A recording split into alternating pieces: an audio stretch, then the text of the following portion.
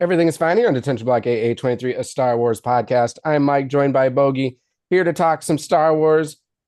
Just to get the business elements out of the way first. So hit that subscribe button, bring us your follows, downloads, ratings, reviews, all of that. We greatly appreciate any little thing that you can do. It helps us get our name out there amongst all the other Star Wars podcasts and channels out there. So again, hit that subscribe button. How you doing today, Bogie? How's it going? Doing great. Best we can on a halfway hump day. We're halfway Hump through the week. day. Hump day. Can never go wrong with a hump day. Um, Granted, I'm still kind of recovering from some major losses lately. One being this to your guys is Vikings. I know we didn't podcast last week, so didn't. Yeah, there it is. We specifically did not record because of that. No, I'm just Yeah. kidding. You'll have to edit Um, that out, right? Later right. on. Yeah, I'm gonna put like Packer colors on that jersey that you just showed right there. And then my Brewers getting a fairly quick exit in the playoffs after winning their division. And I'm waiting to see if the curse still holds true. So I don't know if you know this, Bogey, but whoever the Brewers lose to in the playoffs end up going to the World Series. It has happened every time they've made the playoffs. And the And then Mets just won today. they So move they on. have one more round to get through before the curse continues. So someone had to have put a curse on the. I mean, that's like 8 times that's happened. So it's ridiculous. We're gonna have to. I'm gonna have to do some like I don't know chanting or exorcisms or something to get rid of the demons that's going on there. Um, but I know we're not all here to talk sports.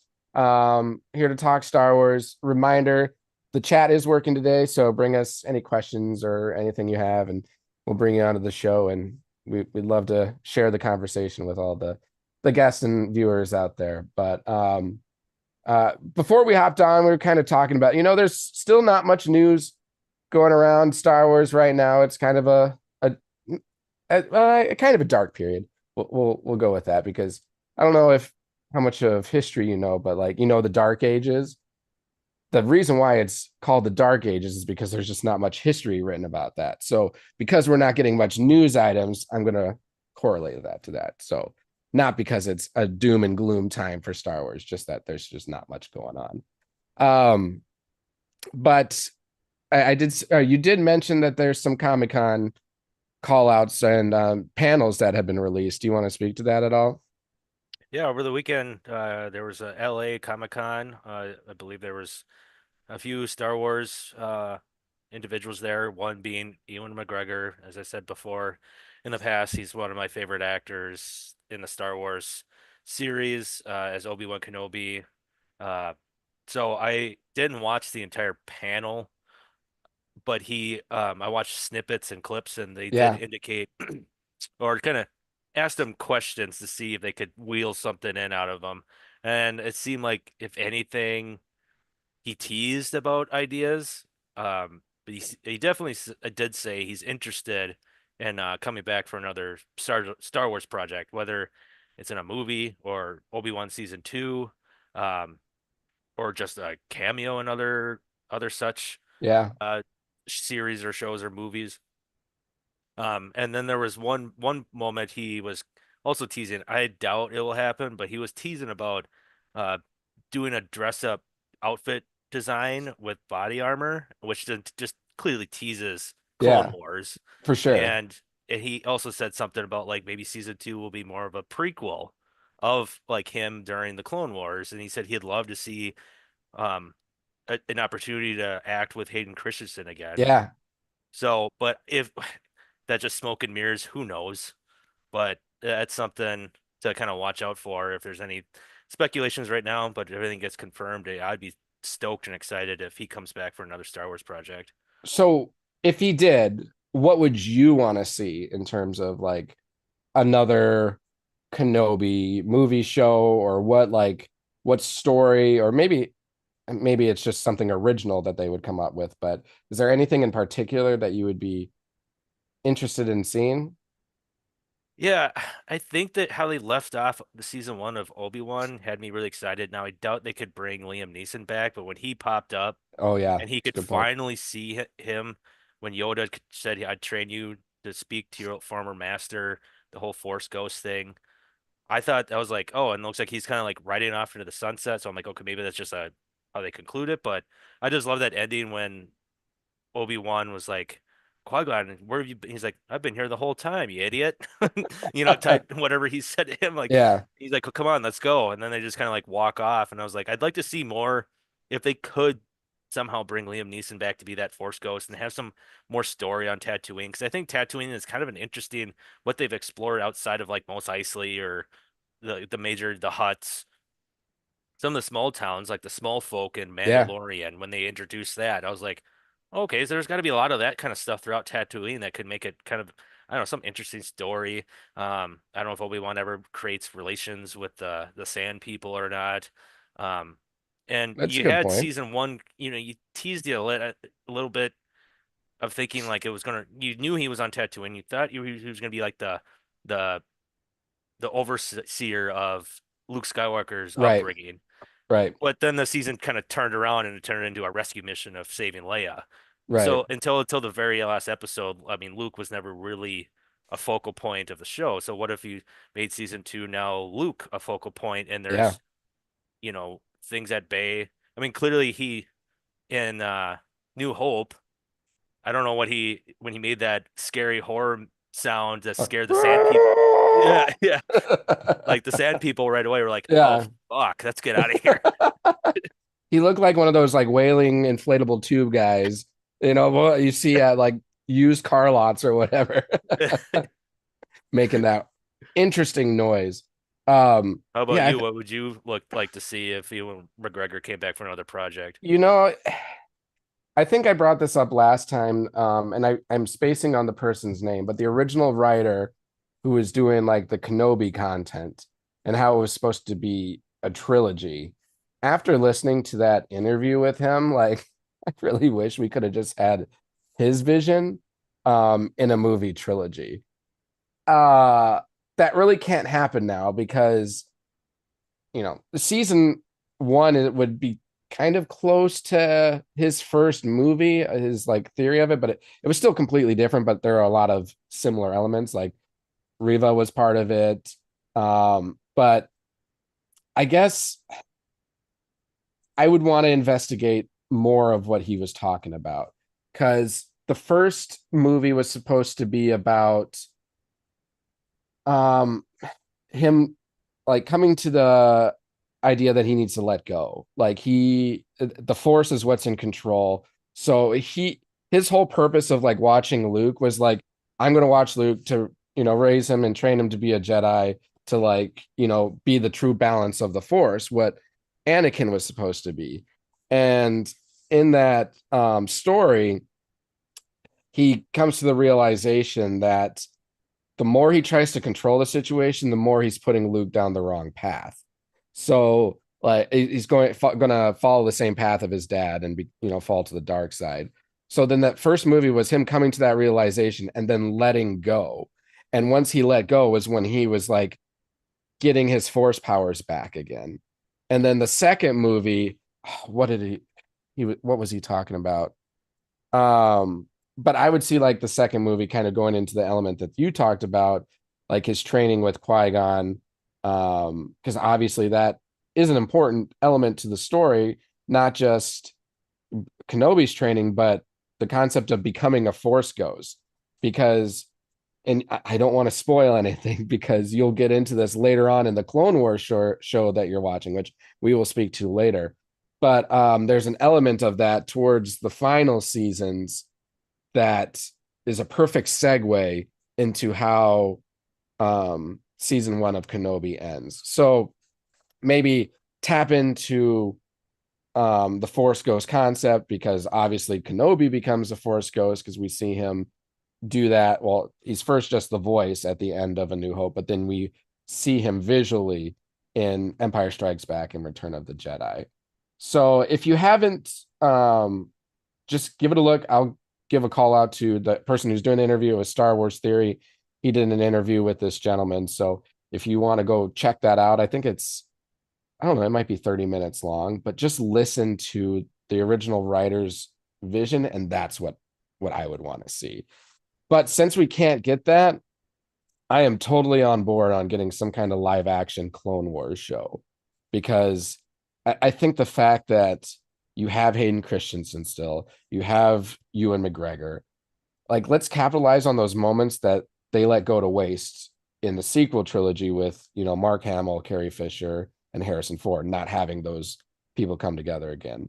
Now I know a lot of people want to move on from the Skywalker saga, move on from like the prequels, original trilogy, sequel trilogy, but I think there's still a lot of great stories and a lot of great, if anything, visual cinema that we can get from the Clone Wars. Because when I think of Star Wars, I mean, there's a lot of elements that I think of when it comes to Star Wars, but what really draws my interest is when you just look at the name of the franchise, Star Wars, the actual like fighting and, the visual effects, the sabers, the ships and everything. Like Star Wars, I know it's supposed to be kind of a space odyssey opera type of a thing and kind of with Western elements, and that's totally cool. But I get really excited when we see like the battling and like Empire, or not the Empire Strikes Back, Revenge of the Sith, and how that movie started, and you just see that all those huge like ships, all out warfare. Like that's more of what I want to see, and I feel like you can do that with the Clone Wars live action and bring Kenobi, and he teased his armor stuff, and you could bring that into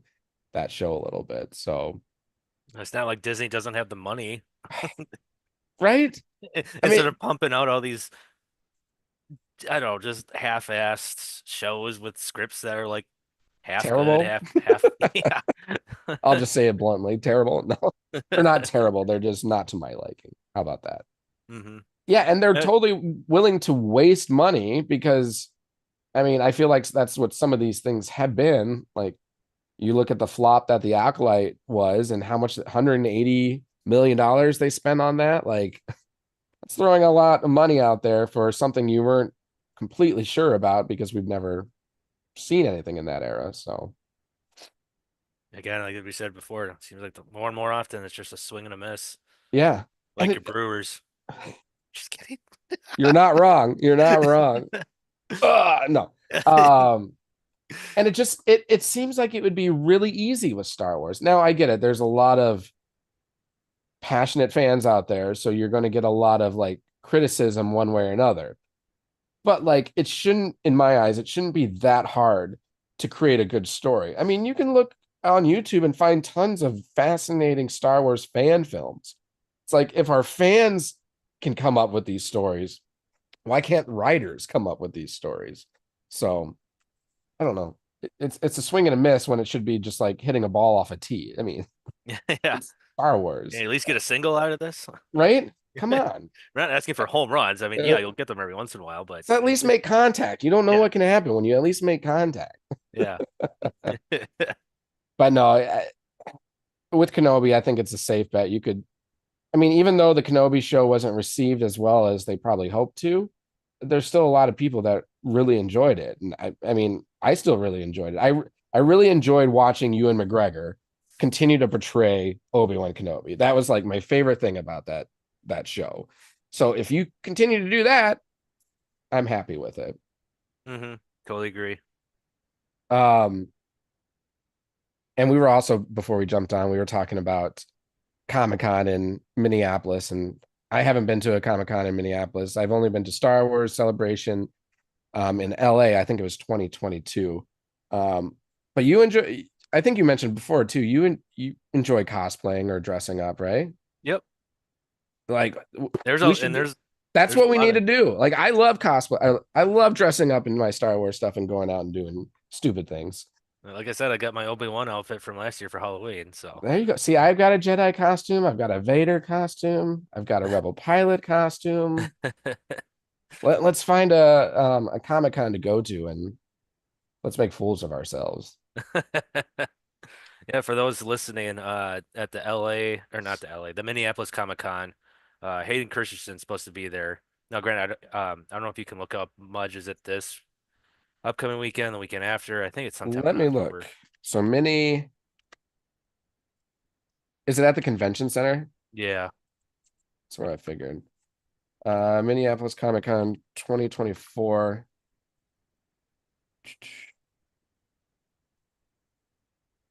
I'm not seeing dates. Oh, join us November 8th through 10th. So about a Okay. month away. Okay. Hey, it's not too shabby. Yep, there's Hayden Christensen. Ian McDermott's gonna be there. Okay. That's who I was thinking of. I did meet him LA. at LA for Star Wars Celebration. He's a funny guy. How old is he now? He's got to be up there in age. But yeah, Hayden Christensen would be a great person to meet. I see Grant Gustin, so the Flash. Sting's gonna be there. Professional wrestler Sting. Cool. That's funny Uh about those Comic Cons. They just sometimes have just totally random. randoms that have nothing to do. They might have a theme because I think telling before we jumped on, I had gone to one back in probably 2018, 2019, I think, and it was a sci-fi themed, but you had other random people there that had nothing to do with sci-fi, but there were like top celebrities from other TV shows or movies and whatnot. Sure. So it was kind of interesting to see. Like for example, uh, God, what's his name? Two and a Half Men. What's it? Sheen. Oh, Charlie Sheen. Charlie Sheen was there. And I was like, that has nothing to do with sci-fi. But he actually had his like own private like tent Oh, and really? like was enclosed where everyone else was sitting at their like booth desk. He actually had like this whole enclosed tent. So you couldn't even see him unless you saw a flap open every once in a while and be like, oh yeah, he's in there sitting on a stool. Yeah, And they then there get was a really huge they line get for him and it cost a fortune to even get a picture with him. And they I was get like, I they don't get really protective with some of those. Like some of them are like they don't care. They'll like come out to the line and like start talking with you and giving you handshakes and hmm everything. And others like you said, they'll be behind like walls or something and you get one like sentence to say to them and get an autograph and then you're out of there. They don't allow pictures and stuff like that. But yeah, so it's really interesting how they do And that. it's funny to see some drama. So the year I went, again, being a Star Trek fan, there was a lot of Star Trek characters there. Yeah. Um, I don't know if anyone knows the backstory of William Shatner and the guy that plays Sulu. Mm-mm. There was some fallout between the two. I think one said something to the other. Okay. Because the actor who betrays Sulu came out that he was gay, which is nothing that we need to dive into. People Right. choose who they want to be, but I guess William Shatner wasn't okay with that because he was like, "We acted all these years together, and now you say something." Oh, I really? I don't know. There was some feud, some Sure. stupid Some drama feud, drama. and so when they had the like booths sitting next the booth tables next to each other, they had him over here, they had him over here, and they put John Cusack in the middle. Oh, really? I was like, well, I guess, but then you had all the other Star Trek characters or actors lined up, but they Yeah. out of nowhere, you're like, Star Trek, John Cusack, what? And then Star Trek character. I was like, they obviously put him in the middle Parting to the kind of red shirt C right here. No. like, I don't know who are the red shirt. I know that red shirts are the ones that die, but I was in the original series, yeah, they were always like the expendable, yeah. which is different, which changes and is different in future Okay. generations of Star Trek. They changed that motto, but yeah, the red shirts were the Mr. Expendable. That's hilarious. Do they have Star Trek um conventions specifically for Star Trek? I'm sure they do at some places. In some Because places, I'm because not like sure. Star Wars has Star Wars Celebration, their annual big get together. Just like Disneyland has like their Star Wars like theme Yeah. park, Universal Studios is Star Trek's Okay. home turf where you're going to find a lot of that stuff. Have you been Or there? I don't know where's that Orlando Okay. Universal Yeah. Studios. Yep. It's been yeah. So Have you that's been they to a have Star Trek exhibit or yeah, Star Trek park? exhibits. They have like just like in Disneyland, they have like the Millennium Falcon sitting outside. Like there's like on sets of like the bridge of the Enterprise Oh, or that's awesome. all that kind of stuff that you can go in and sit down, take pictures on the captain's chair, all that stuff.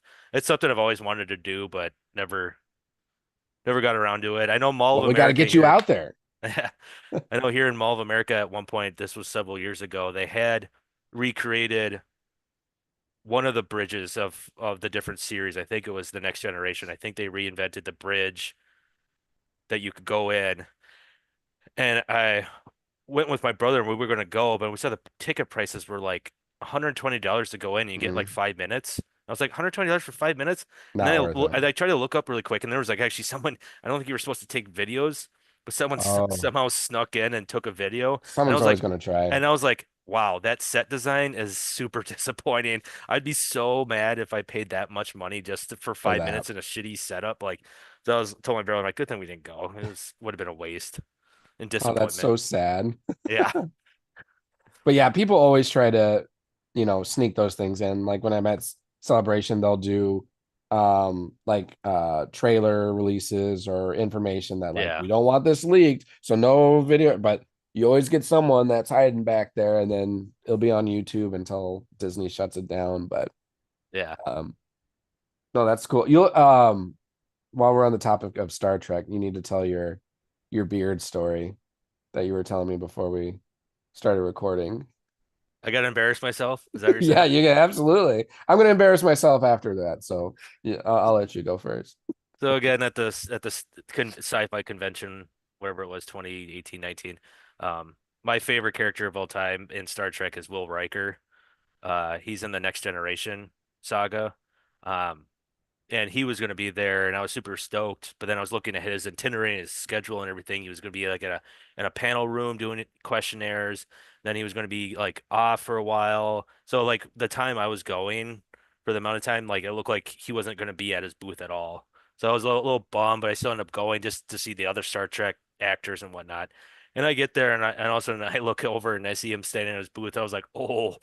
I can't miss up this opportunity. And then I look at the prices and I look at my wallet. I'm like, damn it, I don't got enough. Run all over the convention center looking for an ATM. Got money, got in line, waited probably like 45 minutes till I finally got up to his booth. And then I was gonna dress up as him with the whole Star Trek outfit. My beard and my outfit was I was prepping a long time for it.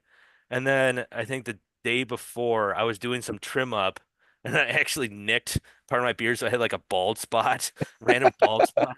And then, of course, when I get up to his booth desk, he goes, "Oh, if that's a Riker beard, I don't know what is." And I was like, "Yeah, but I messed up over here." I don't know why I said that to him, and he kind of looked at me and kind of gave me a weird look, and I was like, "God damn it, I just embarrassed myself." So then I tried to switch topics. I'm like, "Oh, you're in the new Picard series, and you look great. I'm glad the original your cast is coming back." He's like, Yeah, "Oh yeah, it's gonna be good." And then that's all he said. And then we move took a along. picture. And we took a picture next. I was like, "Oh God, I just blew it. You blew it." You blow it. No, no. I mean, they see so many people, so like you did just fine, I'm sure. Yeah, so Um, I mean, I'm glad I got a picture with him with his yeah, that's all that signature. He matters. says to Ben, "Go boldly," and I have it hanging downstairs in my basement as my like Star Trek sh Hall of Fame wall. I guess you want to call it that Your with other shrine. Star Trek stuff, just like much as a Star Wars in the back. So, but I'll never forget that moment. My heart was pounding the rest of the night just thinking I just met this guy in real life, my favorite Star Trek character of all time. Bumbling and fumbling over all your Yeah. words as you're talking to him. I do the same thing. I mean, it's if you've never really like interacted with a celebrity, it's definitely an experience because you don't know what to expect. And really, like you were alluding to, like what do you even say to them? You can prep all you want, but then you're face to face and you're like, but what was I gonna say again? And Yeah. then typically you end up saying something like out of the side of your mouth, and you're like, oh crap, I probably shouldn't have said that, but it happens to everyone. No, I was going to make fun of myself too because I just realized earlier I was trying to remember what year I went to Star Wars Celebration while I'm wearing a shirt that literally says the year that it was on. So, like, I guess I'm an idiot. It's right here, but Anaheim 2022. Couldn't even remember the year, and it's right on my chest. But no, I really do want to get back out to, I mean, ideally a Star Wars Celebration. Um, but even a Comic Con, that would be awesome. I even if I went to Comic Con, I would still probably like dress up as a Star Wars character. But it's You just got to. another reason to dress up in my Star Wars crap. So Why else did you get it? Right? exactly, didn't get it to hang up in my closet all the time. But speaking of Star Wars Celebration, they did just release the like art, the what do they call it? The badge art, and looks pretty cool. It's kind of an anime theme, which makes sense because it's in Japan and it's Darth Vader. So if you haven't seen it, give it a look. pretty cool looking. You'll see it all over when Star Wars Celebration happens, which will be, I think it's, is it April of 2025? It's either April or June or May. It's probably May because of May the 4th. It's probably around that, but cool stuff. So what do we want to dive into first? Do we want to talk Halloween Star Wars or do we want to talk about Clone Wars? What are you feeling? Well, I guess maybe we can just, if you want to introduce your kind of thought, maybe our theme this month when we have any episodes. And I thought your idea was brilliant of talking about what if, Yeah. you know, what Oh, what ifs? There we go. I like the what ifs of Marvel. Is you that got the Marvel what that ifs does of that? What Marvels. ifs? Yeah. You know, wouldn't that be fun if they had what ifs in Star Yeah. Wars? What if Anakin made the leap over Obi-Wan and cut him down and then he hmm backstabs the Emperor and then he's guy in charge. I don't know, and Padme's still alive, and then they're just Ooh, a king and queen of the universe. The what ifs, like that'd be fun if they did something like that. But that's a anyways, great. No, that's while you're talking about that, that's a great concept. Now I kind of want to, not now, but maybe for later recording, think of what are your top five what ifs you would want to see. So if yeah. things change. So let's think about that for a future one. Um, But no, I like your idea of the Halloween theme. So if you want to take it off, what your kind of thoughts, what we yeah. might want to go with it this month. But I love talking horror. That's this time of Okay. year, I will pop in horror movies, even though I know I probably won't sleep at night. Like it's I it's just it's the spooky time of year. You gotta dive you into gotta it. fit the theme, man. Right? Yeah. No, yeah, I was just talking with Bogie before we were recording and was just mentioning, it's October, month of Halloween. So I wanted to kind of gain a feeling for what, like to your point of what if there was like horror with Star Wars? Well, first of all, is that something that would be even possible in Star Wars? Because I know they've been doing a lot of like trying to dive into different genres. I mean, you have anime with Star Wars Visions. Obviously, we've had animation. We've got kid stuff now with Young Jedi Academy and everything. So, what if they dip their toes into horror movies? Because I too, I mean, I've been watching scary movies or Halloween themed movies. I love doing that for this time of year, and I'll do Christmas themed once that season comes along. But just want to like, what would you see in a horror movie for Star Wars? Would it be more like a creature feature, like some of the scary, big, massive creatures they have? Would it be like a psychological thriller? Would it be I don't know. What are some ideas? I know I have one in the back of my head, and I told you about it. So maybe I'll start with that one. But um, I think it would be really interesting to see like a scary Ewok movie on Endor because I don't know if it's canon or not. I mean, I have to believe it is, but if we recall in Return of the Jedi, they're having that like Ewok celebration after the Death Star was destroyed, and you see all like the helmets and armor of like the stormtroopers and the Imperials, but you don't see any bodies around. And we know that the Ewoks had previously tried to like eat Luke, Han, Chewie, so they're not, afraid to, dive into making a meal out of some people. So I don't know, like you could have this like setting of being on Endor and you're like lost and you don't have like any light or anything. If you've played or I can't remember, have you played the newer Battlefield 2? Not the first Battlefield 2, but the newer Battlefield 2, where you have the Ewok fights? Uh, if I haven't, I've definitely seen clips of it. Okay, so there's a gameplay where you're like the stormtroopers and you're fending off being attacked by Ewoks. And I think if I recall, it's like a last man standing.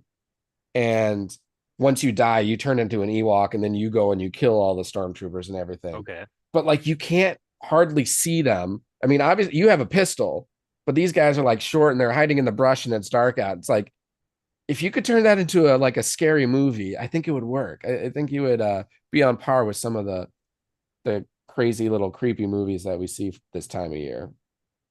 Yeah, I mean, I could roll into like a common theme with horror movies is group of people go into a cabin in the woods or something like that. Yeah. Oh, that's you got Star Wars, just random Star Wars characters who like take a ship, like, oh, I hear Endor is a really great little like getaway, and they like camp out, and all of a We sudden love like camping. Let's go there. yeah, and all of a sudden you hear them like make the Ewoks make little noises in the woods, and all of a sudden they're like, what's going on? And all of a sudden, one gets like, ah, and then they die, and all of a sudden like brutally killed or something, like chopped up, and then they come across like finally an Ewok camp that maybe like they're not there, but they have a fire going, and there's like Yeah, body, like they're like clearly cooking body pieces, like exactly.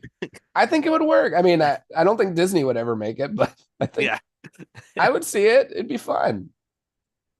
Yeah, we'll continue the creative juices, I guess, throughout this month. The only thing I could think of that comes to mind that I think it would be kind of interesting to see, because every time I saw Chewbacca and then got to know the Wookiees, I'm like, that's literally Bigfoot.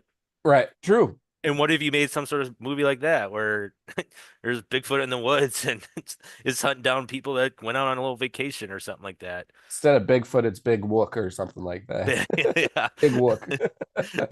And just doing brutal kills like you would see in your typical slasher films or whatever, but his would be more gruesome because it's all physical strength, whether he just Yeah. takes someone and just snaps them in half or something like that. What if you did you ever watch like Unsolved Mysteries, that show? Or do No, you know what it is? I know what it is, but I haven't seen it. Um, what if you did like a fake documentary where they're like trying to find Bigfoot, but it's you're trying to find Big Wook, and like you only like ever get a glimpse of him or something like that, but then you see like these bodies that are like broken in half or limbs pulled off and everything, Hmm. and they're alluding to the Wookiee that lives in the area. So what if you did like a documentary of all these like Star Wars sightings of this particular Wookiee? That'd Hmm. be kind of funny. But yeah, obviously you also have like tons of creatures. I mean, not only creatures, but we got zombies for the first time in the Ahsoka show. So there's kind of like a Halloween theme there with, your Night Sisters resurrecting the dead type of a thing. I think Um, something with the Night Witches you could really twist that into something that's kind of like a horror thriller or some sort. yeah, for sure. And I think they could easily do like a psychological terror into Earth thriller in terms of like being lost in space, not a show like Lost in Space, but like literally just say you're stranded in space, your ship like, ran out of fuel and no one knows where you are and you're just lost. Like, how do you survive? Similar to like a Castaway, or what's the one where the guy gets trapped in the cliffs or whatever? I can't 148 hours later. 148 hours, like something like that, but you're like stranded in space. Like you could do something like that too. And you could do something similar if you ever seen Event Horizon. It's got Sam Neill, Lawrence Fishburne. They go out I feel looking like I for have. they go out, it's an older movie like 90s, and they go out looking for this ship that can like travel through wormholes or something, and they Okay. finally found the distress beacon, only find out the crew's not on board. But Okay. then there's like a possession on the ship, and then it starts like just messing with people and Okay. their psychological. So, like you said, it's similar to that. Like they're just in the middle of nowhere, no one can hear them. Yeah. Could you do I- something like that with Star Wars? And it'd be Easily. like Han Solo's big in the first sequel one where he had that he was looking for the Millennium Falcon and he Yeah. got it, but he had that giant like Savager ship.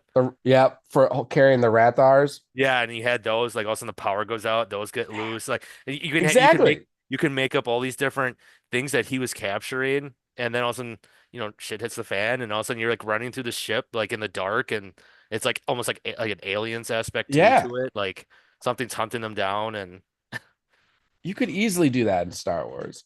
Now, they probably never will, but I don't know. I'd watch it, something new, as long as they make a good story out of it. I think they could do it. hmm And like you then said, probably won't happen under Disney's umbrella. no, it'd all be like fan film type thing. So there you go. If you are a content creator, fan film producer, do some horror Star Wars movies and we'll come check them out.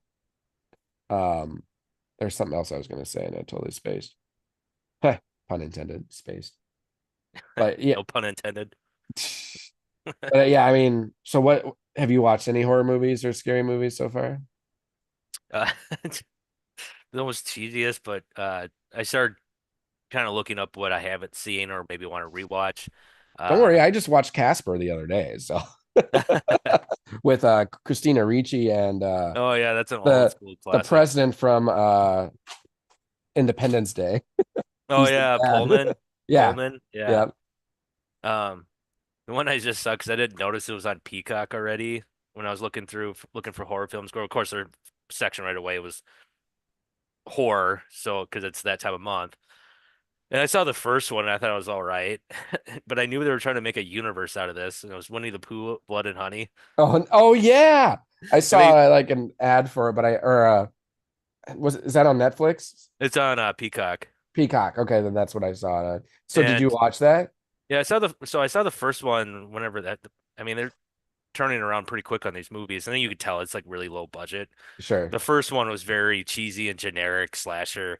Group of girls go rent a like a house cabin in the woods, and they're all doing their thing, and all of a sudden here comes Winnie the Pooh.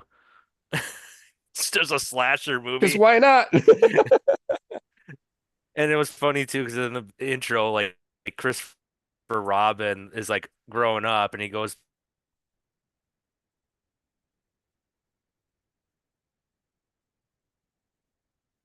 back to 100 Acre Wood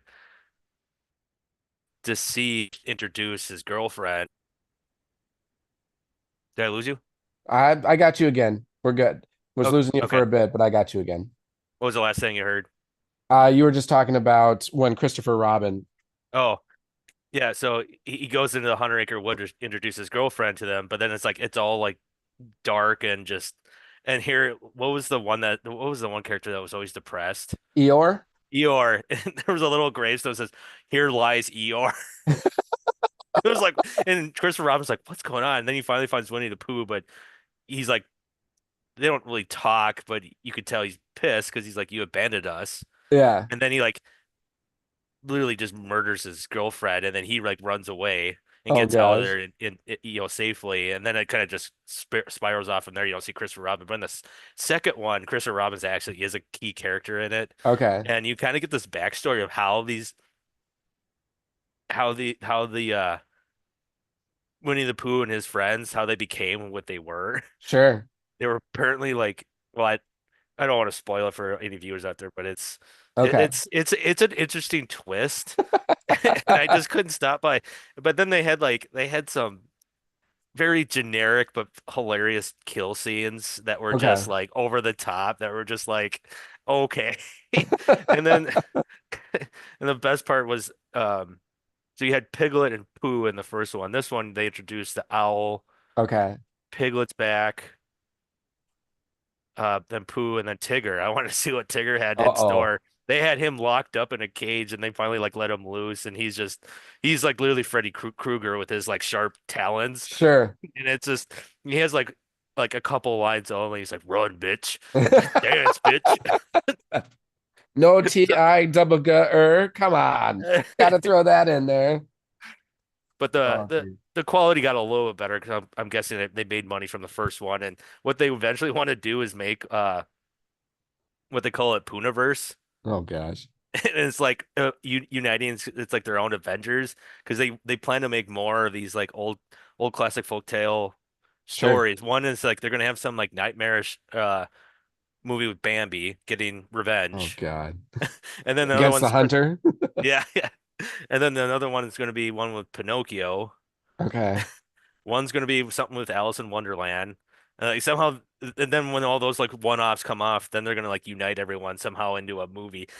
Will it happen? Who knows? But Well, isn't it true like some of these Disney stories that we have currently all or come from like actual fables that are many of them are like actually dark?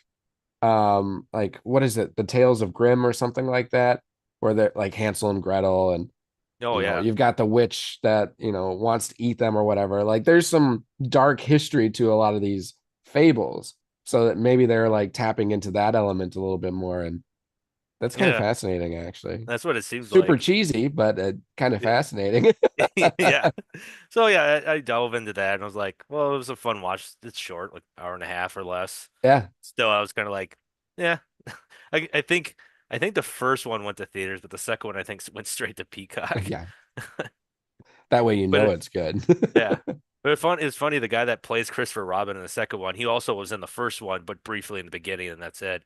Okay. He's like the creative writer, producer, director, I think. Maybe not director, but this was all him and this other guy in college. I don't know if they went into film study. This was what their idea was to create this universe, and their dreams are coming true. So we'll see where it goes. Do But you know what I it love? just Do you know yeah, what I go love ahead. about this? We can connect it with Star Wars, and this is how.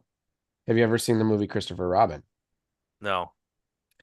Well, Christopher Robin is portrayed by Ewan McGregor in that movie. It's actually pretty Oh, good. that's right. That's right. It's like him as, An after adult. Christopher Robin is now an adult, he's grown up and has a regular life. So Ewan McGregor does a great job in that too. It's pretty good movie if you haven't seen it. It's kind of fall-esque theme to it too, so not not a scary movie. But I mean, I guess in Winnie the Pooh adventures, they're always like chasing after monsters and stuff like that, imaginary monsters. So there's a Oh little yeah, you can Halloween watch that and element. then segue into Blood and Honey. Exactly. It's a perfect segue. Or you watch Blood and Honey and then you got to get the bad thoughts out of your head. So then you go to Watch Christopher Christopher Robin. There Robin. you go. I like it.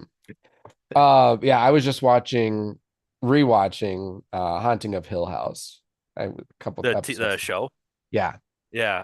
I got I think halfway through it and it was a lot. There were a lot of jump scares and just creepy. I was like Yeah. and then I never like got around to finishing it, but it's on my watch list that maybe I'll try it this month trying to get through it.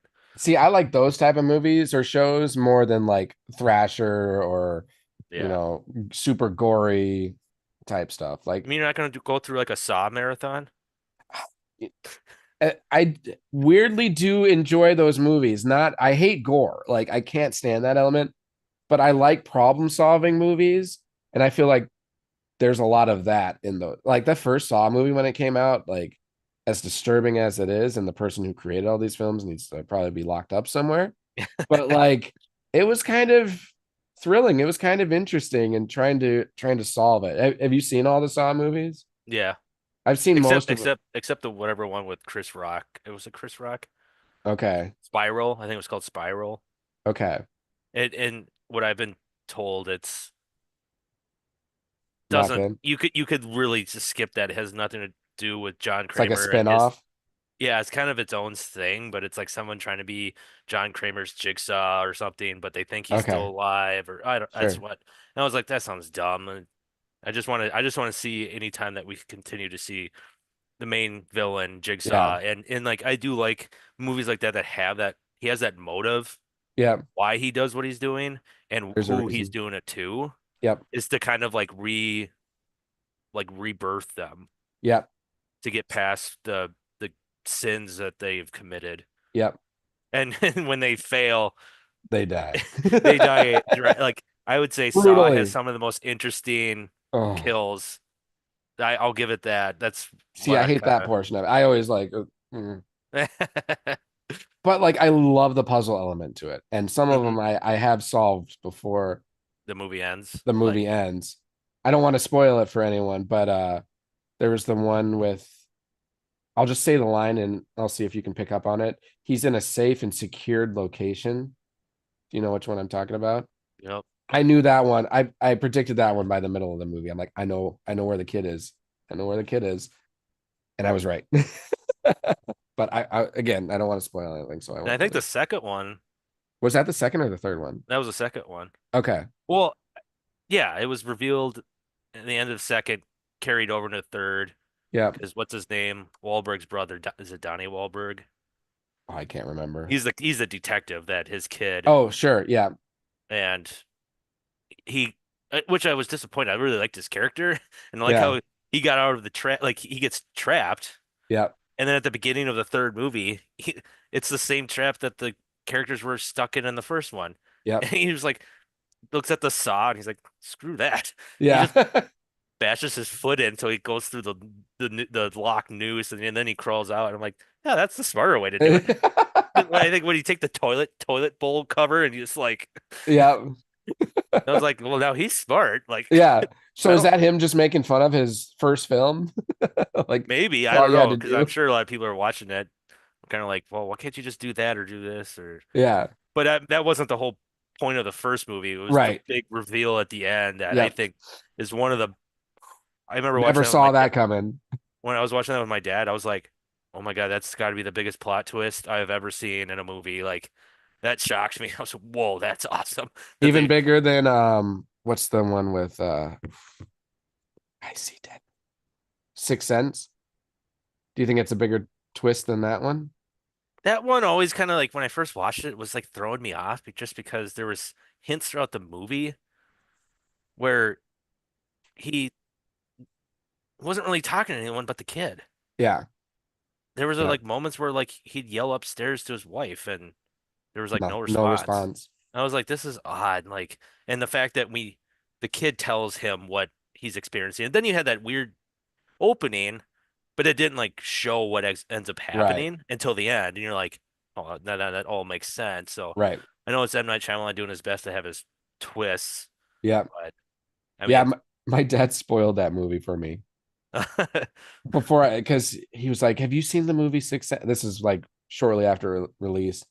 yeah. And I'm like, no, I haven't. He's like, doesn't it blow your mind that? And then he told me, and I'm like, Dad, I said I hadn't seen the movie. He's like, oh, so like that movie never made an impact to me, but so many people that I talked to at that time, they're like, oh my gosh, that was the biggest twist ever. I'm like, well, not for me. I knew the whole time, but I yeah.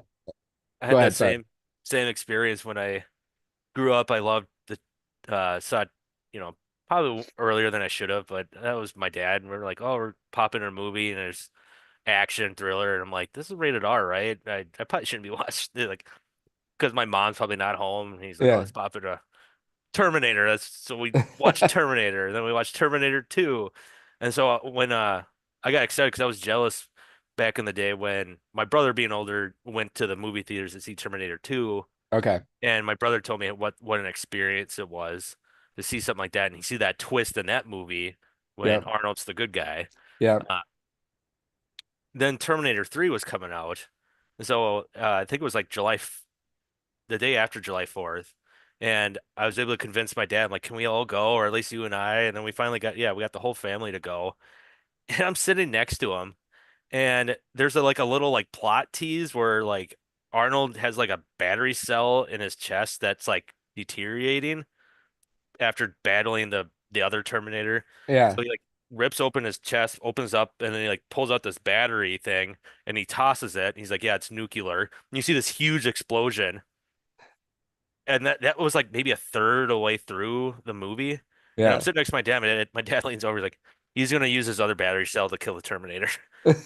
At the end of the movie, he literally pops out the battery and shoves it like in her face, and they blow up. And I was like, "What the hell? How'd you know that?" Had you Because my seen it dad before? No, that was the first Oh, time we all saw it. But he just leaned over and told me that, and I was like, how did you know that? He's like, why else would they tease that? Like, why do we need to know? Why do we need to know that he has battery cells that are nuclear that can right. explode? Like, because Everything has a right when purpose. yeah, yeah. It's all that foreshadowing that Yep. show movies and whatnot do, which was funny in the Blood and Honey 2 movie, Winnie the Pooh. They kept the the mom kept opening the dishwasher and had all these kitchen knives and everything that were like in the dishwasher, but they were pointing up, and they kept teasing it, and I was like, can you Someone's gonna die foreshadow there. any more what's gonna Someone's gonna happen? die And there. sure shit, that's exactly. She just gets face planted into it's like what the that's why it's hilarious and cheesy at the same time. Like, Oh my gosh, that's great. So when you watch movies, do you try to predict the outcomes? I know I do. And it yeah, could I be tried to any like movie. I try to figure it out, even if it's not like intended to be like a figure out movie. I won't be, well, maybe if I'm watching a movie with like Colleen or something, I might be like, oh, I think this is what's going to happen. So I might spoil it that way. But usually, like if I'm watching with friends and I shut up throughout the whole movie. But in my head, I'm always trying to predict the outcomes. Yeah, I always try to like kind of like foresee what's going to happen and whatnot. Um, what was it? Top Gun Maverick. I haven't seen that I yet. You haven't? No, don't Uh, spoil it. I still want to see it. How you not seen it? It's been I out don't for know. I haven't seen many movies lately. because I saw that movie. I don't go to the theaters much, but that movie, I that's on my top three list. Yeah, I love that movie. Um, Probably saw it like several times in the theaters. yeah. I am upset I didn't see it in theaters, and I'm gonna feel the same way about Deadpool and Wolverine because I haven't seen that either. And Oh, you haven't seen that either? I mm-mm. think that just came out on streaming, but I think Yeah, it's I think you have to full pay price for rental. it. But Yeah, yeah, but it is available. Oh, I yeah, want to see. you'll love that because that movie has Deadpool and Wolverine has a lot of like break the what is it, the fourth or fifth wall, whatever they Yeah. call it. They do that a lot in that movie. Well, and I heard he takes a lot of shots at Disney in the movie too. Yes, in a way. Like Like, you probably seen it. You saw it in the trailer, the blind lady that he lives with oh yeah, was yeah, like quoting all these different ways of blow. You want to build a snowman? And yeah. he's like, Shh, Kevin Feige doesn't want to hear this. Like, we can't do that. Can't do that here anymore. But then there's one scene. It's not a spoiler at all. There's like he gets like recruited or whatever to do whatever he's gonna do. Um, and he literally like he's like, oh, I need to suit up because wherever he's at, they have all the equipment. That's where Yeah, they give him like adamantium swords so he can fight Wolverine properly. Otherwise, his claws would have just ripped through his swords. right, right. Um, Before he suits up, he looks over at like he literally grabs the camera. He's like, "Fuck you, Fox! I'm going to Disneyland," and he like headbutts it. Like he does stuff like that throughout the movie, and then it's like other personal like characters of like where like who they are as like an actor or actress in outside of movies and like their personal life, and then Yeah. they correlate it somehow to like breaking that wall. Like, oh, I'm sorry to hear that happen. Like, I love it. I want to when you gotta let me know whenever you get around to watching that because I could talk. There's so many Easter eggs and returning Yeah. characters. Well, and I know some characters that return. I've heard some spoilers, and I won't say them here, but I am interested from that to see those And interactions and everything. and it's props to Disney because they did a big kind of shout out tribute to because they bought all the Fox like what do you call it copyrights Sure. to a lot of these characters that Fox owned, X-Men Yeah. being one of X-Men. them. That's how they could bring Wolverine. There's other characters that have had their time in Fox and had their standalone movies that show up. And then they do a big tribute, I think. You got to watch the so there's two end credits you got to watch. Mm, Just to let you know, one's kind of like a tribute to what Fox had done to the with the Marvel universe and that sure. Disney's like we'll take it in and we'll see what we can do with it to our Sure. universe. And then there's a second like after and then you watch credits a little bit, and then there's a second one that is absolutely hilarious. And I don't want to spoil who's in it or anything, so Okay. um when I saw that I was like, wow, they did that. That's hilarious. Yeah, I really want to see that. Is that still in theaters? I Maybe think like there's probably limited selective showings. Yeah. showings left. Because I want to, there's certain, like Marvel movies or Star Wars movies. I want to see those in theater because I feel like that's where it was intended to be shown. The Um, cinematic unit, the whole yeah. cinematic I mean, I'd still enjoy experience. it on my TV at home, but you're not getting the full experience that you're supposed to get. That's why I feel bad. Maybe someday they'll put Top Gun Maverick back in theaters. But I mean, that was in theaters for quite a That's long another time. one. I mean, especially if you're flying along in a cockpit, like what better place than in like a movie theater with like the surround sound and everything? And the one thing I saw it was because I saw it not just multiple times at the same theater. I saw it in like different ways. I saw it at an outdoor theater, and I Okay. saw it. There's another way of seeing it. Where did I see it? Anyways, the last time I saw it was at Mall of America. They have what they Okay. call is like the 180 Oh, degree. the IMAX or Like their that's version, I forget, like they don't call it IMAX. It's like more than that. They have projectors on the wall shooting that way, and then sure. one shooting in front. So like you're literally like when you're in the cockpit, you're like looking like you're in the cockpit. Like it's Yeah, I saw that in Chicago for I think it was the second or third Matrix movie. They did that. Those are cool experience. What Omni Theater? Is that what it is? maybe They had at the at Mall of America. They had a different name for it. Okay. Maybe Omnitheater is a brand, but I'm looking it up. Uh, no, maybe not. Anyways, I know what you're talking about though. Those are super cool. So that was a fun experience seeing that in that kind of viewpoint. And of course, the sound at that theater was amazing. Is More that where than the any. chairs are kind of like leaned back a little bit more? Yeah. Yeah, that's cool. Yeah, Top Gun, that would be. I would want them to bring back the first Top Gun too in theaters and watch both of them in Well, theaters. maybe someday they'll do like a whole They have re-release of the to. two. They have to. They do that with so many movies these days that I don't know. I mean, some of the creativity has gone downhill, so they've done a lot of bring back old movies to show it. I mean, they do that with Star Wars all the time, I feel like, but Star Wars movies back in theaters. Yeah. Speaking of Star Wars, maybe we should go back to that. Now that we've lost all of our listeners. No, I'm kidding. Um, do we want to talk a little bit about Clone Wars? Your viewership of it? Yeah, yeah, I got my notes. Do we want to start? Because you did just watch the movie. Because I know last time we were talking about that, how the movie was, you know, released before the show.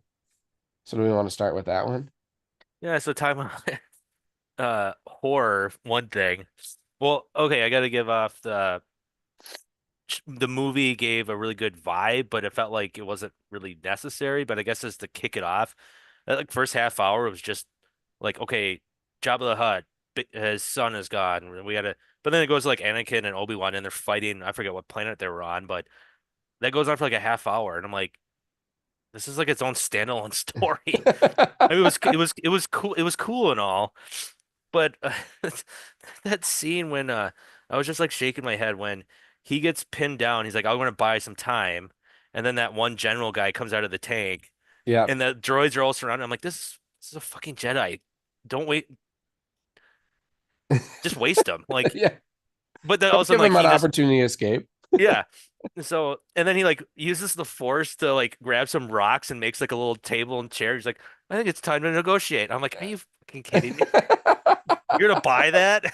And then he's like, can we get some refreshments? It's like, what is this? Stalling, stalling. Like, yeah, can you just not be anymore? But anyways, that whole fight scene, and then like Ahsoka and Anakin kind of getting to know, building that chemistry, even though they were kind of like button heads a lot. But I think there was a moment where maybe Anakin was seeing a little bit of himself in Ahsoka, of the Sure. that young, naive arrogance and whatever, and kind of reckless And if I and things. recall, wasn't it thought that Ahsoka was going to train under Kenobi, Hmm. and then they kind of, you know, make a little switch, and it's no, it's actually Anakin is going to be your And then man. he loses his shit. He's like, I don't Yeah, want no. yeah. Padawan. But then that changes towards, later on, and then she follows. Yeah, Um, and then I think toward later on, because I think Obi-Wan was teasing him about having a Padawan, he wasn't interested. And then when Ahsoka shows up, um, who was it? He's like, oh, I think it was under the orders of Yoda. I'm supposed to follow you, Lord or Master Skywalker or whatever. yeah. And he was like, "What?" And then later on, he looks over at Obi-Wan when he finally like accepts her as his apprentice. He looks over at Obi-Wan. Why do I feel like this was your plan all along? And then quick question to you. Maybe I Yeah. missed it or didn't understand because I know it's said throughout the Clone Wars show, but it like kind of just came out of nowhere in the movie, and maybe I missed that part. Where does Ahsoka get the nickname Snips? Um, I'm trying. Trivia question. Yeah. Well, isn't it just didn't Anakin just refer to her as Snips? Like where Because where does that come from? I thought not maybe it's not literally, but he was kind of insinuating that she's like snippy, Oh, okay, I can see that. like in her responses and stuff. Yeah. Or even the Clone Wars show, I haven't gone through it for quite some time, but I feel like it was a reaction nickname he gave to her based off of her personality kind of being a little snippy and and whatnot. Okay. That probably coincides. Then she gave him the nickname Sky Guy or something like Yeah, that. Sky Guy. Yeah, they were Okay. like this goes to like all the kitty stuff and like she calls R2 R2-y and stuff like that. It's R2E, yeah. like these are the moments that it's like, oh, we just gotta push through this. We just gotta push through this.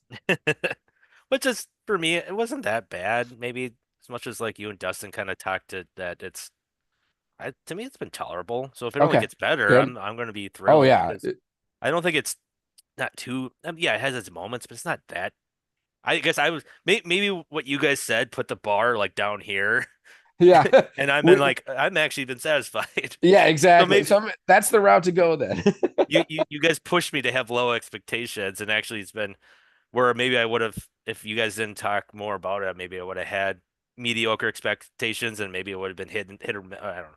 No, But that I mean that's definitely a possibility, and there's probably some truth to that.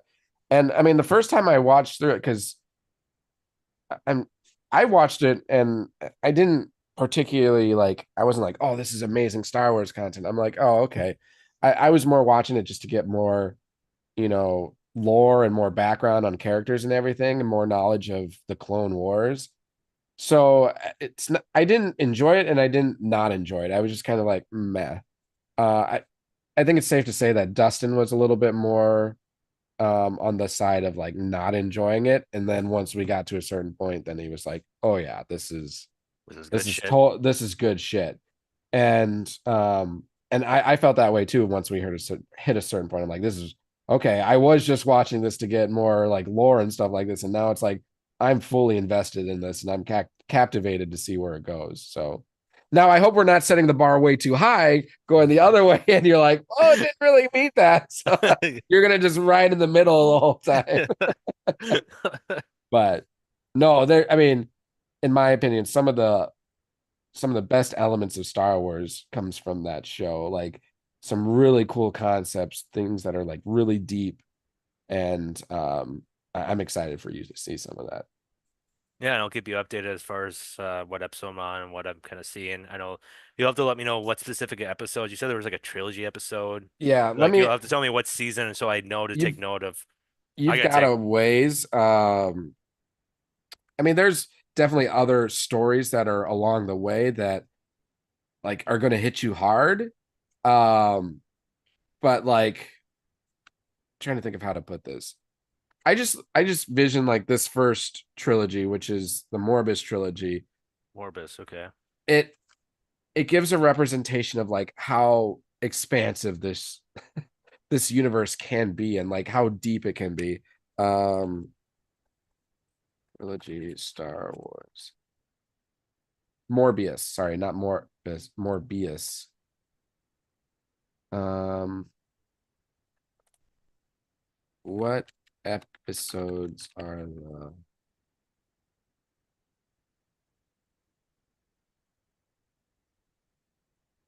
Oh, sorry. Mortis trilogy. That's why I'm not. Okay. I'll keep an eye out And when I get there. Like you said, I probably have a ways to go yet, but okay, so it's season 3, episodes 15, 16, and 17. all right. All of or most of season 7 is fantastic. So there's like I think it goes I think there's 12 episodes. It's the shortest season of them all. There's like 3 different arcs that are being um played. The middle arc is not as interesting, but the first and the third are like really good stuff. Captivating and all. Very captivating. Season 6, there's a lot of good stuff in that too. So yeah, just the further you go, just the more badass it really gets. And even like just the aspect of understanding clones a little more and understanding what they go through and like why they were created and then putting like humanity into clones. It's like this is good stuff. So and like you'll get a bunch of different clone stories along the way and you'll get very personal with some of them and get some good background stories and your heart's going to be broken many times in this show, so don't get too close to certain characters sometimes, but there's some cool shit. Yeah, But, I already know who's most important to me that survives the whole thing, and it's Obi-Wan. oh Old-Fat. yeah, And you're so in the you clear can't. on that. There's a few I'm all characters you clear. know are going to make it. Him. You're all clear, kid. Let's blow this thing. Go We'll get it home. exactly. Um, More specifically with the clones, there's probably one or two that you will know will survive because they're in the Like, movies, yeah. but there's don't get too close to certain clones. So That's what I've been told, and I think I've mentioned before in previous episodes that I've been spoiled on who's who or sure, who sure, survives, Rex. I feel like I've probably been spoiled a lot about Rex. yeah, Um, and maybe before move on to other notes, I mean, did you say it was confirmed that Rex is indeed one of the rebels yep. So in uh Return of the Jedi, Return right? of the Jedi, and there was a fan theory that was out there that was mentioned him because it really does from a distance. It looks a lot like Rex as we see him in the show Rebels. So I know you haven't seen Rebels either, but I think that show was made after that theory was kind of out there, and I don't know if his character was kind of created to slightly resemble. So if they decide to go that direction, it was like okay that we can see it being that way. But I know, well, I shouldn't say I know, but I believe Dave Filoni, when this question first circulated, said like in his head canon, that's who it was. He's like, I can't confirm from like George Lucas or anything, like, but the way he would vision it is that rebel soldier with the white beard on Endor is indeed Rex. And the aging matches up because their aging is sped up. So even Yeah. though it's only like what 30 years, or maybe not even, going from Clone Wars to I mean, Luke was like Return a of the, teen. Yeah, Luke was like probably a teenager, maybe so late it'd be teenager. so maybe 20 years, would you say? Yeah, I would say 20 max. So then, and their age doubles, so it'd be like 40. And Uh, if Rex is like a soldier, prime soldier is probably anywhere from 20 to 30 years old. The and he math lines up. looks the part if he has the look of a 50, 60-year-old then Yeah, if it's doubled the age or acceleration age. exactly. But yes, so now they've confirmed that it is canon that is indeed Rex on Endor, even though it's a different name, like an alias name, but like that alias name was more I don't think it was actually in the movies. It was more like Wikipedia type of stuff. So Wikipedia. I just wrote that down in my notes because I forgot how many times in the past I would look up and I laugh at how they had like their own Wikipedia, but they called it Wikipedia. Wikipedia. But it's a good source. I mean, to Yeah. find questions that you might have that whether they're true or not, that's got fan theories included in it and everything. And I feel like it does a good job of at least mentioning whether it's considered canon or not, if it's Yeah. canon or legends. So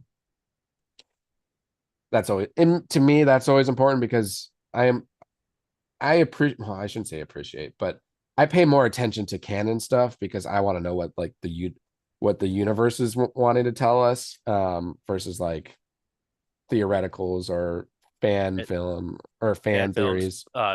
different books that Yeah, technically aren't canon, even right, though like it makes sense. But I like that's why I have a hard time maybe reading some of that reading books or anything that like yeah, it's maybe a fun story, but don't take it for right. granted because that doesn't mean it's canon with the whole Star Wars cinematic universe. Right. Like the animated show Visions, that's not canon. They've made mention to that. So it's like it was cool watch and it's some awesome stuff, but at the same time, like in the back of my head, I'm like, this isn't actually real for Star Wars, so I don't really care as much.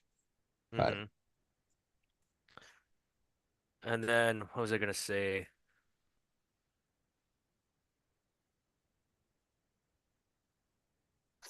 Okay, maybe I forgot already oh, I what I was gonna forget everything. segue that into, but that goes back to the movie then. Oh, yeah, how I remember. So it was about we were talking about like, oh, now they come out later saying, yeah, that is canon, that is Rex. Makes me Yep. think of like the whole Marvel where Iron Man 2 and they're at the Weapon Expo and there's this like little kid with his Iron Man mask on, and then like later on, Kevin Feige confirmed, oh, that was Peter Parker when he was a kid. I was like, don't, Don't no, do like that. That's because just fan service. that was like fan theory that Yeah. that was Peter Parker, and then all of a sudden that's Yeah. why like Iron Man had his eye on. I'm like, no, that's they just caught Iron Man's attention when he got his Spider-Man powers. Right. That's not Peter Parker. Like, give me a break. It's just like you just want to tell the fans what they want to hear. So that's what Yeah. that feels like. This is what this Rex thing is kind of seems like a similar kind of tactic of Yeah. just It's one yeah, of those, it was I knew it, never I was right. intended to be that way, but now they've found a way to make it be that way. Yeah, yeah, yeah. No, I agree. It's much more meaningful when it is like the original intention versus like, oh, we're making this the way Well, it now. just happened to be convenient. That just say Yeah. it did. Yeah, you Yeah. guys are right. That was our plan all along. Yeah. BS. Yeah. So and then yeah, talk about like horror and this movie being PG, my ass. There's moments where I'm like, my God, a kid would be traumatized. There's a scene where uh they're at Jabba's palace and the droid or what his interpreter comes in and he's like, your bounty hunters have returned. And he goes, oh, good, or whatever. And they come in and it's a platter with all their heads on it. Yep. I was like, this is a kid's show or a movie. Like, Yep. and you call this PG? Like, this is at least PG-13. Like, you got a bunch of severed heads on this. Yeah.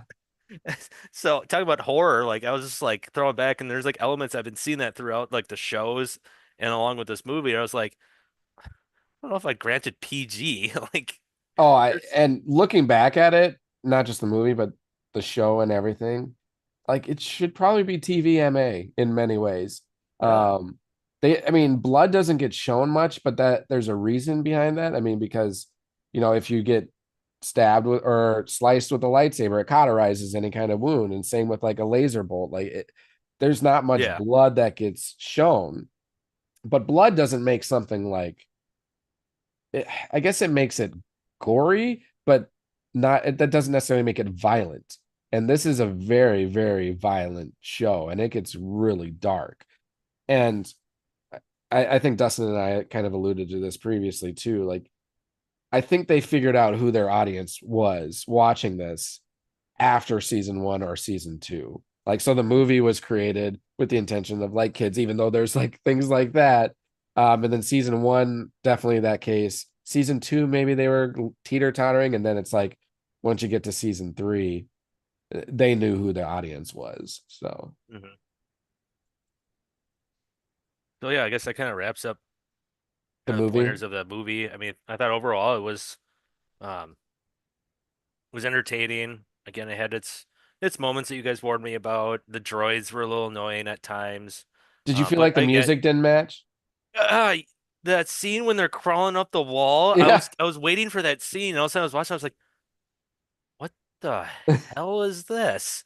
And So like I'm it not totally alone fit in what you that. described. Yeah. Like I I wouldn't say it was terrible, but I get what you're saying. It no. doesn't fit the Star Wars vibe. Right. And that's all that I was trying to say. Like there were certain elements in that movie where it's just the soundtracks aren't matching not just the scenes but like the franchise, and they do a lot better with the soundtracks in the show. But and I told you how important soundtracks and music are to me when watching stuff, so like that kind of took me out of it a little bit. Hmm. And then I think yeah, now I see my notes trying to remember what I was gonna go with it, but Pizza the Hut, I mean Zero the Hut, when they they go to his like little like dive bar or whatever, and I Yeah, get it, they got the people like the big eyed with the but there was like songs they were playing that it just didn't it took me out of it a little bit. yeah, And then one of the songs they were uh instrumenting was like a kind of like a spin-off of a classic song that I can't remember what it was. I was trying to throughout the time I was trying to remember what the song sure, was, but I was like, you altered it a little bit, but you're ripping off this classic song. yeah, more or less. So I was not, and I couldn't wait to be done because that's when Padme went there, and I was like, this part don't care. Can we move on? Well, I don't think it's the, if I recall, it's not the last you see of Zero the God. Hutt. Oh, th this was the other thing. I was like kind of laughing. I was like, "Are you fucking kidding me?" When they said they took his son, I thought he'd be like a his like kind of like this gangster teenager just out being reckless and he'd be like half the size. They go in the prison block cell. He's like this little turd nugget, like a But little like chihuahua, a just like tadpole. a little tadpole. I was like, "What?" And then they just throw him in a backpack and Yeah. I was just like I was like, "Oh, whatever, I guess." I mean, Yeah. I was shocked by that. I did was not expecting that. Yeah. You'll get it. And those are just the things that we were talking about. Like you'll get more of that. And even in the later seasons, you get things here and there that are like, really, but it gets a lot better. Yeah. Like I said, it was tolerable, but it threw me Yeah. off. It threw me off guard because I thought they were gonna have like a teenage version of Jabba the Hutt and he's gonna have attitude and Yeah. you know, teenager vibe type thing. Just like and I thought it was gonna bounce off Ahsoka because she's in that same similar attitude and they would just bicker back and forth. But I was like, Yeah. oh, it's just like a literally an infant tadpole. Yeah. But I think the most important things you get out of that is you get the introduction of Ahsoka and essentially what her role is with Anakin and Kenobi. And then on top of that, the introduction, if I believe Asajj Ventress shows up in that, right? Yep. Yep. And both Ahsoka and Asajj become pivotal characters in the Star Wars universe, and you'll get a lot more of their stories. And so buckle up. Which I'm curious if that like kind of like how we talked about how, does it go against Star Wars lore? Yeah, you're just kind of trying to create content. You're changing things a little bit, maybe a little bit here and there but I was saying the other week how everyone's calling Anakin Master Jedi when really he wasn't never granted Master status. Right. Right. And then here you got Ventress, is that how you say her name? Asajj Ventress. Yeah. Yeah, Yep. Ventress. Ventress. And then that goes against the whole saying, Sith, always two, no more, no less. And Dooku's Right. got an apprentice. I'll go along with it, but I love that kind of that theory and kind of the the Sith approach is that you never have no more, no less. There's always two. Yep. Well, and I think, But I guess it goes against the two well, because like down the road, like in the Obi-Wan series or in other Star Wars lore, like the games, you got like the Knight sisters or brothers. yep. You know what I'm talking about? And those are Yep. like I guess dark users, but they're just more like Jedis that just defected over to the dark side and be like their little soldiers that go running The around or Inquisitors. Yep. Inquisitors. That's what I was thinking about. Yeah. Yep. Um, so on the comment about like master, so here's my opinion or my head canon on it. I look at it similar to like education, how you can go get a master's degree. Um, but you can also have like a master and an apprentice within like a trade profession or something like that. Like a master can also just be someone who is kind of a teacher to someone else. Like that relationship is a master apprentice relationship. So I think Yeah. that's kind of what, Anakin and Ahsoka are. When you think of a master for the Jedi Council, I think that's more of like an actual, title or ceremonial position within like the council. So even though Anakin is not a master in the eyes of the Jedi, it's like he doesn't have his master's degree, but he's still kind of teaching someone. So in a way that makes him a master of an apprentice. Yeah, which I get because they like it. Yeah, the the learner and the master kind of thing. That Yeah, whole dynamic. I get what you're saying, and I'm not getting that confused because there was like moments I think in the show where you had the Jedi's kind of like looking at the maps and stuff, and they're yeah, like, "Well, Master Skywalker and Master Obi-Wan or Master Kenobi are over here." Like they called them. Um, I don't know. Again, and it seemed like it's gonna because one moment they're being called General Kenobi, General Skywalker yeah, by the yeah, clones, but then you have other like people like Yoda will be talking to like Obi-Wan, like Master Skywalker still has much to learn or something like that. And it's yeah. like, I guess what would you call him? Like Sky? Did you just call him Skywalker? Needs. has much to learn. Call him Jedi Knight Skywalker. I guess that sounds cooler when you say Master. So Sure. I get that why they probably want that kind of like that script choice. And to me, it's nitpick. I'm just nitpicking. No, It, hey, but that's what we're here for, though, too. But it's no, just a little. I It's get it. just a little thing like that that Yeah, I was kind of like. But I mean, it's. I can look. I can look over it. But it's yeah, just. I just found it. It was just a very pivotal point in, uh, Revenge of the Sith when they did not grant him master, but put him on the council, and how that just seemed to really kind of turn.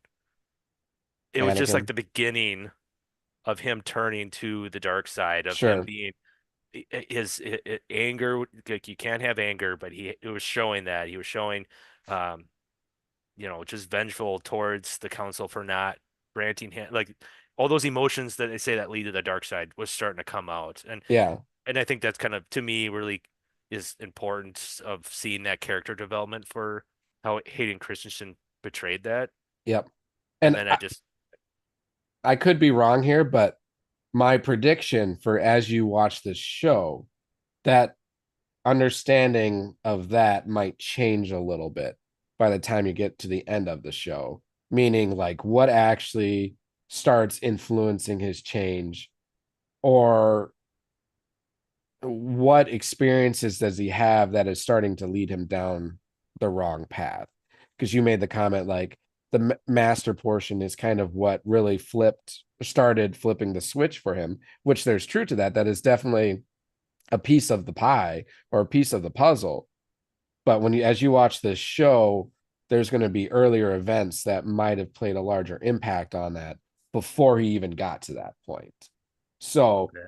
I could be wrong, but I'm just saying I think your perspective of that might change a little bit by the time you get to the end of the show. So it'd be interesting to revisit that Yeah, and like you when said, we get there. when you watched it, the show gives you more content, more lore.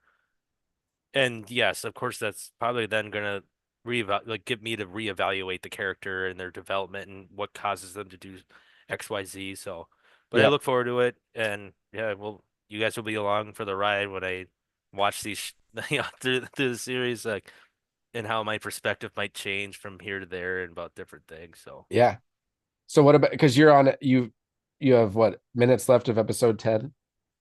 yeah, just a few minutes. I think it's about because I forget the credits is like a couple minutes, so it Yeah. says 9 minutes. So I bet I got like 5, 6 Five, minutes six left. minutes. Yeah. But I started taking notes, so I figured I better start doing that because I easily sometimes have a memory of a goldfish. I'll Uh, forget. Same way. Selective memory.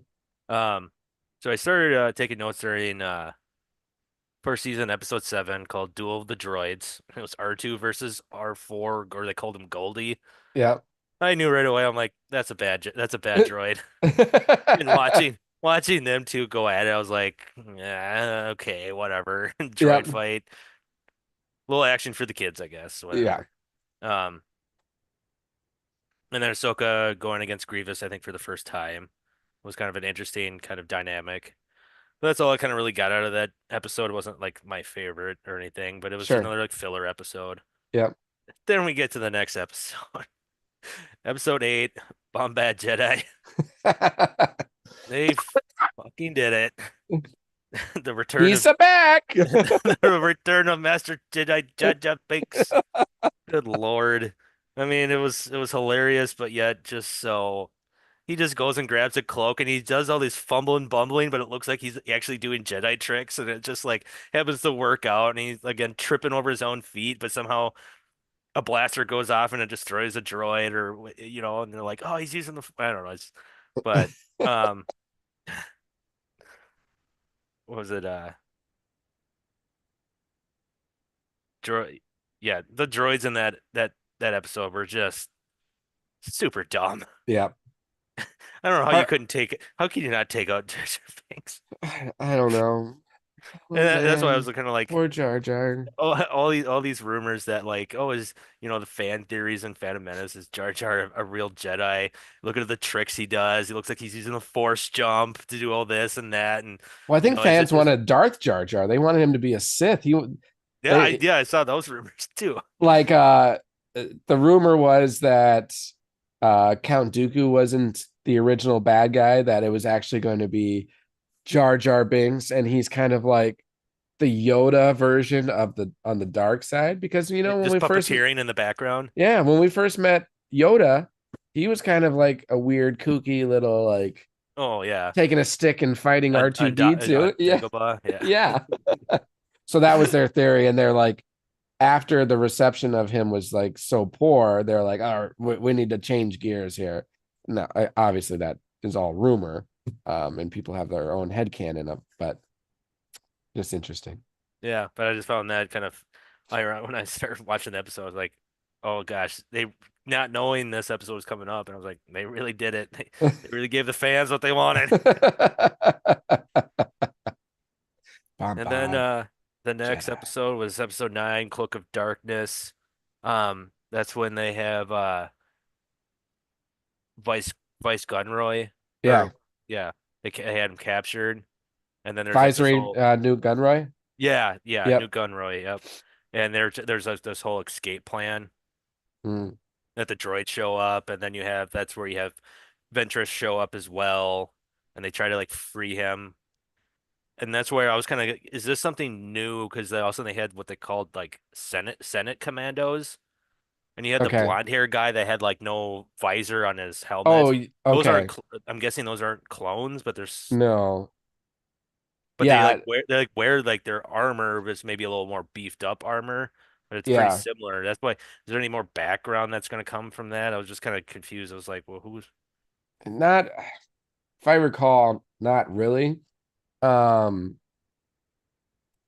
but I know like clones weren't the entire army for the Republic or anything. It was just you know, the direction that they were going because they needed to create an army really quickly. So they went the clone route, but there were still other soldiers out there fighting for the Republic or were guards or something of the sort. So yeah, okay? there's others out there, and I don't think those are intended to be. Well, I know they're not clones, but I don't think they're supposed to be like affiliated with clones. They're just a different type.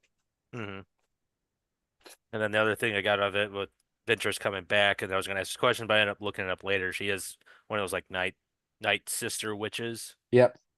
She's Okay, a yeah, sister of Dathomir, Night Witch. You'll get a lot more of that.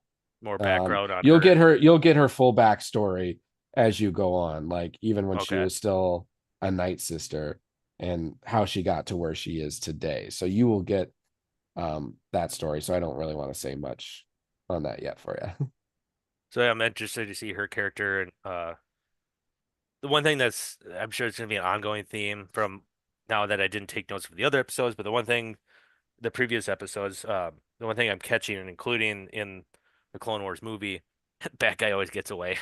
Like how many times I think I've seen Grievous, shit hits the fan and he just jumps in an escape pod and bails out, and it's like, again, Well, it's plot armor, isn't that what they call plot it? Like armor. Yeah, we good know point. he's alive in the In the movie, Revenge of the Sith, so it's like he's got to escape every time.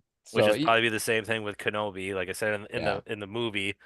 Oh, that's start negotiations. Oh, let's have some tea while we're at it. Like, okay, plot armor at its max. Yeah, you'll get a lot of that. That's And then yeah, I haven't been able to take too much notes of episode 10 that I'm on, the Lair of Grievous, but I'm kind of interested to see. Looks like we're getting some backstory of they were showing, I don't know, if these monsters that he has in his like lair. He's got all his armor, and it looks like he just got he had damage, so then his like repair droid like looks like put more beefed up armor, or like sure. took what his damage, or both his legs were cut off, so he put new legs on that look more beefed up and Yeah, a other little things. more And they reinforced. kind of, I was really interested to see what but they didn't show it totally, but they were removing his like mask part, and he was like, droid's like, this might hurt a little, and then he starts screaming, but then you don't see his actual face. Right. I don't know if will we ever see Yeah. his face? I don't 'Cause I was always interested, and it's something I could research more, is like his species and why he's in this status where I know there is material out there about his species. Um, if I recall, his species doesn't even look like what he looks like now because he's kind of like a Darth Vader in terms of totally mechanical now compared to what he or his original form was. All that's left is like his heart and his, eyes and stuff like that. I think they were kind of trying to allude to that because I think coming from the movies, I feel like people did kind of understand that he was like a creature, like like organic, Organic. but they weren't entirely sure. So I think what that at least that episode and maybe a little bit more you'll get later on is kind of more reinforcing the fact that he was a living being. He's not like just a droid or anything with an organic heart, but like he was a being at some point. He feels pain. He has feelings and stuff like that. Mm-hmm.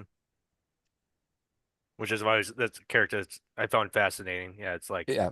it's like RoboCop. Yeah, he's got his brain and heart, but Yep. rest of it's man and machine or whatever. And I thought that Yep. kind of was like a cool when we saw him in Revenge of the Sith. I'm like, and then him walking around coughing and everything, and was kind of like, I'm a little interested about this character, but maybe we'll get more here and there. But You will get more on him.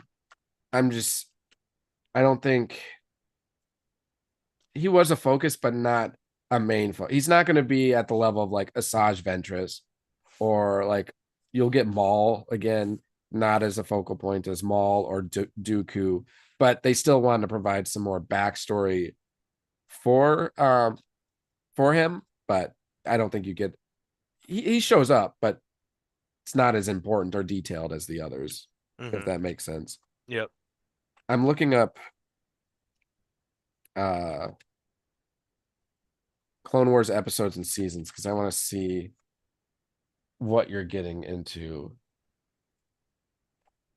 Because how many, what is it, like 20 some episodes? yeah. When I looked at season one, it was like 20 some, which I'm assuming maybe all the seasons except you said for the last season, but. Yeah, I'm just kind of scrolling. Okay. Yeah, you'll get to Ryloth episodes. That's kind of important. That's at the end of the season. Uh, so I think it is season 3 that you like start getting into the nitty gritty. Let's see, film Rise of the Bounty Hunters. Okay. Sorry, I'm just reading stuff. Okay, well, so seasons 1 through 5 are Cartoon Network. Season 6, the first film was theatrically released. I don't ever remember that being in theaters. Do I you? do. Oh, you do? Yeah. I thought it was like a straight to Blu-ray or straight to DVD thing. And I remember it was like a big buzz when it made it.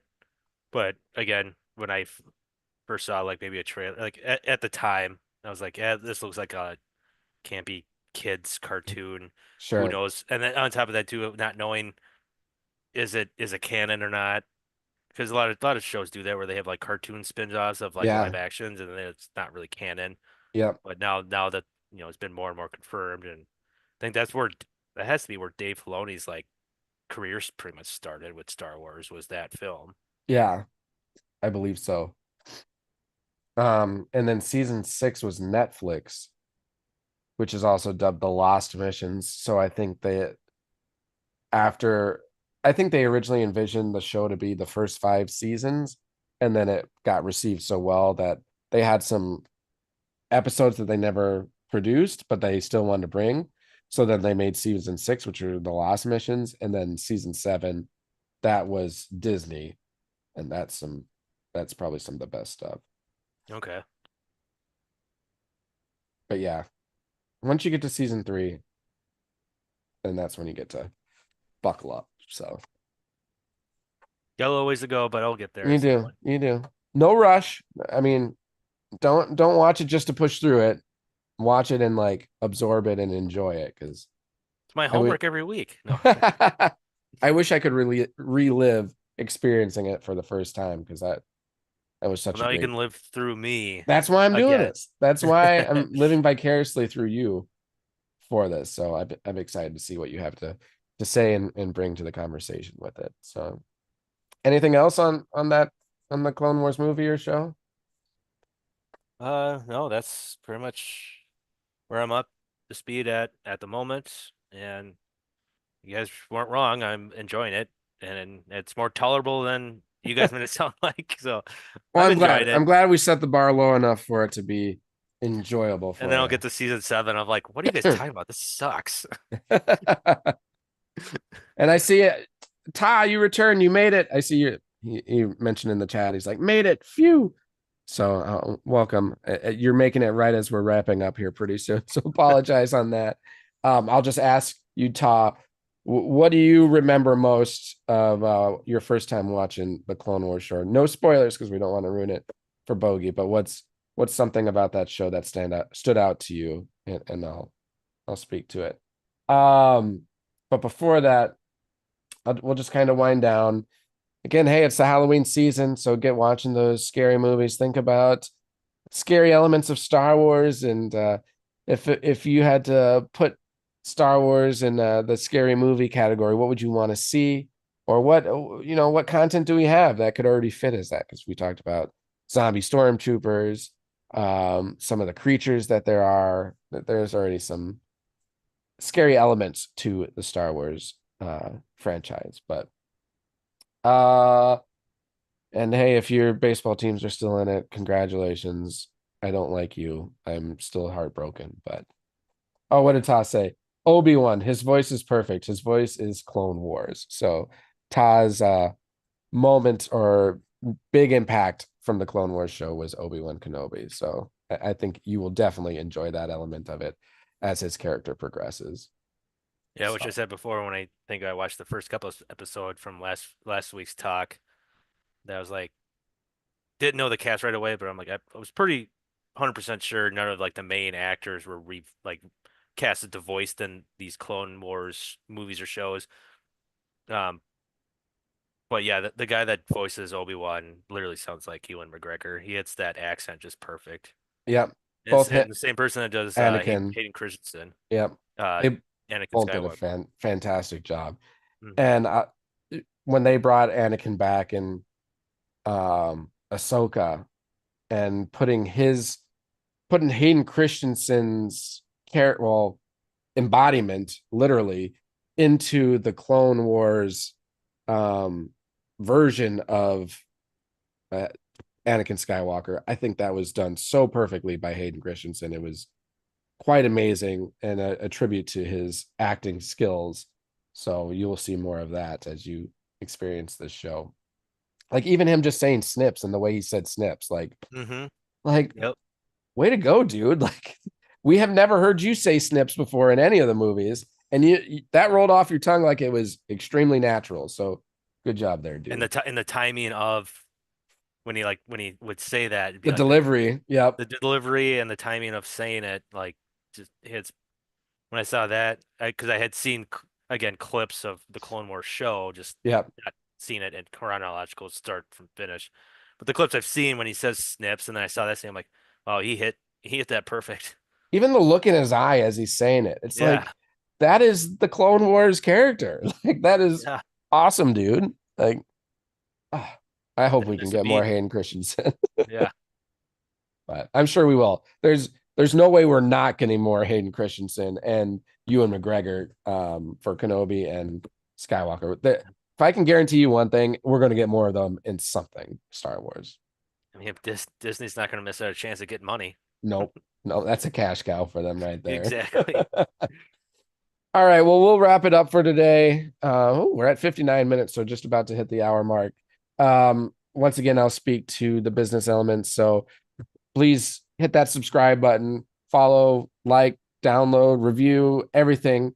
We greatly appreciate any little thing that you can do. It helps get our podcast and YouTube channel name out there amongst all the other Star Wars content, which it is quite massive. So again, thank you so much. With that, any final thoughts? No, week 3 for me under the See, you're a books. So natural now. yeah. You're like Hayden Christensen portraying Clone Wars Anakin Skywalker. You're a natural. And I'm just surprised every time. I think first week was one thing, just being a newbie, and there's plenty to introduction and all that. But last week, even today, when I was mindset prepping, and I was like, what are we gonna talk about? What But are we gonna last? Are we gonna last 15 minutes? And here we are again. Hitting We're the hour mark. hit the hour mark. Last week we even went. And I we think it probably have hundreds more we could talk about. Like, there's still things I could go on with, but I'm like, yeah, once you hit that hour mark, it's probably getting at the wrap up location. So yeah. But it's just good. I don't know. I feel like we bounce off each other pretty well, and absolutely. it's been working well. I just sometimes you get a little gun shy and nervous of like what's this week gonna bring, and especially right now, like we said, we're in the dark ages. There's not a whole lot of news or content to go over, but I guess good thing you got a newbie that's going over old but new, like new to me but old Exactly. content. Exactly. No, it works out perfect. And then, we'll have Skeleton Crew starting December 5th. So what, a month and a half away? And that's going to be here sooner than you know it. And then every week's episode, it's just going to be dedicated to recapping or reviewing that content that we've Even if it's watched. So bad.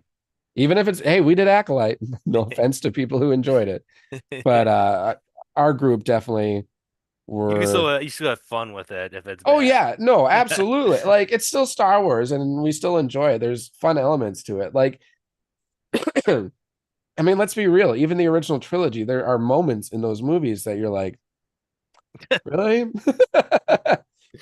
it's kind of part of the fun is kind of picking at that a little bit. Like, Yeah. the first thing that comes to mind is when you're attacking AT-ATs, why are you attacking them from the head? Like, directly in front of them? Why not attack them from the sides or the back? Like, their guns are in the front, so attack them from the They got sides. nothing else on the just the two turrets in the front. Like Right, exactly. Or if you're attacking the Death Star, why are you attacking them by the direction of the primary weapon? Like, maybe have your fleet on the other side so it can't hit you. I don't know.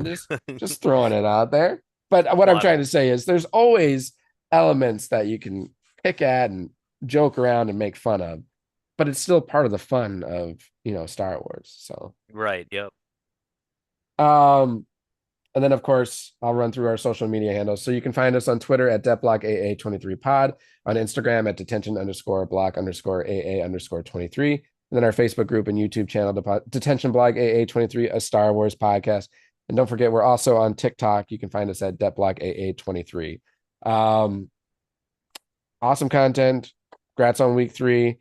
There's many more for to come for you there, Bogie. So buckle up. Look forward to And it. yeah, have a great rest of your day. Have a great rest of your week. And we look forward to bringing more Star Wars conversation to the table next week. So yeah, until then, may the